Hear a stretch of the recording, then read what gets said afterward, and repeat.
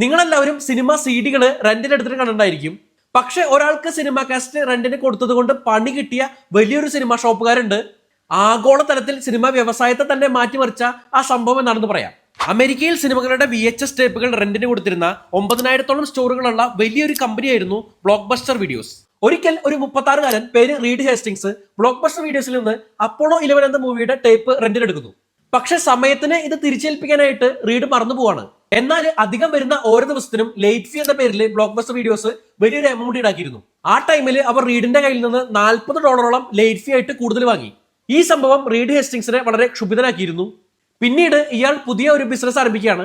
റീഡിന്റെ പുതിയ business internet വഴിയായിരുന്നു. റീഡിന്റെ വെബ്സൈറ്റിൽ കസ്റ്റമേഴ്സ് ഒരു മാസത്തെ സബ്സ്ക്രിപ്ഷൻ എടുത്താൽ ആ മാസത്തിൽ എത്ര സിനിമകളുടെ DVD-കൾ വേണമെങ്കിലും ലേറ്റ് ഫീ ഇല്ലാതെ കസ്റ്റമേഴ്സിന്റെ വീട്ടിൽ എത്തിച്ചു കൊടുക്കുന്ന ഒരു DVD റെന്റൽ മെയിൽ സർവീസ് ആയിരുന്നു അത്. ഇത് പെട്ടെന്ന് തന്നെ ശ്രദ്ധ പിടിച്ചു പറ്റാണ്. ജനങ്ങൾ ബ്ലോക്ക് ബസ്റ്റർ വീഡിയോസിന്റെ സ്റ്റോറിൽ പോവാതെ റീഡിന്റെ വെബ്സൈറ്റിലൂടെ സിനിമകൾ എടുത്ത് കാണാണ്. ബ്ലോക്ക് ബസ്റ്റർ വീഡിയോസ് പിന്നീട് പിടിച്ചു നിൽക്കാൻ വേണ്ടിയിട്ട് ലേറ്റ് ഫീ എടുത്ത് കളയുന്നു. റീഡിന്റെ പോലെ ഒരു പുതിയ വെബ്സൈറ്റ് ഉണ്ടാക്കി ഇറക്കുന്നു.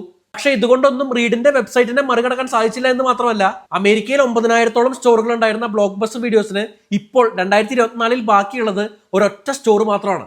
റീഡ് ഹേസ്റ്റിങ്സ് അന്ന് തുടങ്ങിയ DVD റെന്റൽ മെയിൽ സർവീസാണ് ഇന്ന് ആഗോളതലത്തിൽ 231 മില്യൺ സബ്സ്ക്രൈബേഴ്സ് ഉള്ള നമ്പർ 1 OTT പ്ലാറ്റ്ഫോമായ നെറ്റ്ഫ്ലിക്സ്.